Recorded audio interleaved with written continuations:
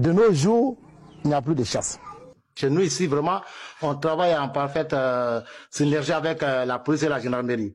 Donc ça fait aussi que tous les commissaires et CB qui viennent, chose qu'on appelle ici, voilà, tout le monde passe pour se présenter à nous, voilà, pour qu'on puisse les connaître et travailler ensemble.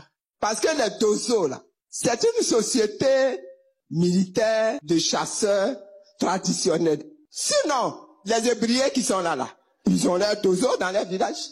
Les abourés, là, on a nos Dozo dans nos villages. Mais on ne prend pas nos soldats traditionnels dans nos villages, là, pour venir attaquer la République. On ne peut pas l'envoyer à la police comme ça d'abord. Dans leur QG, un jeune homme arrêté dans la nuit par une patrouille d'Ozo est soumis à un interrogatoire en règle. Il est en garde à vue? Non. Voilà, il est là comme ça avec nous. Voilà, depuis que vous êtes venu là avec nous. Bon, c'est pour tirer pour savoir. Et ce n'est pas un volet.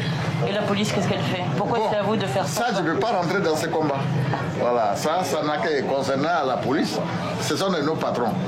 Bon, si c'est ça que nous on a envie, bon, elle peut dormir.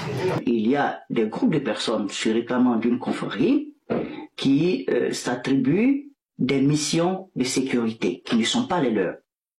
Nous sommes dans un état de droit, il y a les forces régulières qui sont chargées d'assurer la sécurité des biens et des personnes. Ce matin, un autre délinquant a été appréhendé par une équipe de patrouille.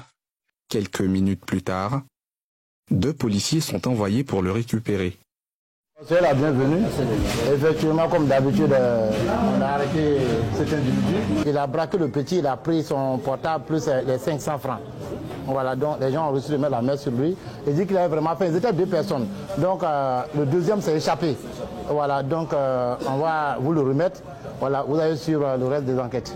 Des Dozo tout-puissants qui raquettent et rançonnent. Pourtant, ils sont accusés de crimes contre l'humanité par différentes organisations de défense des droits de l'homme. Comme en mars 2011, lorsque les forces pro-Ouattara entrent dans Douékoué, près de 1000 personnes sont tuées. Les Dozo jouent les supplétifs. En juillet 2012, un camp de déplacés est attaqué. Là encore, les Dozo et l'armée sont accusés d'avoir planifié l'assaut. Une dizaine de morts, sans parler des exécutions sommaires. Aucun Dozo à ce jour n'a été inquiété. Des sous-préfets ont reçu du courrier, des préfets même, de la part des organisations de Dozo.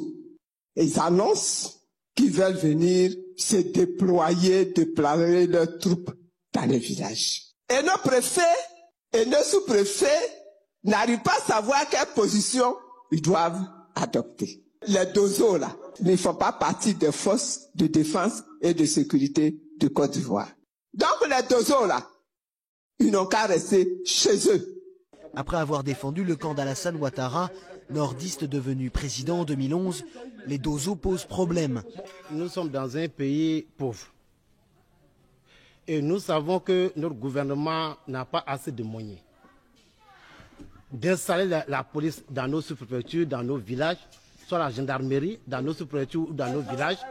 Donc, nous nous sommes organisés aujourd'hui dans nos villages, dans nos sous-préfectures, pour pouvoir veiller sur nos populations et veiller aussi sur nos biens.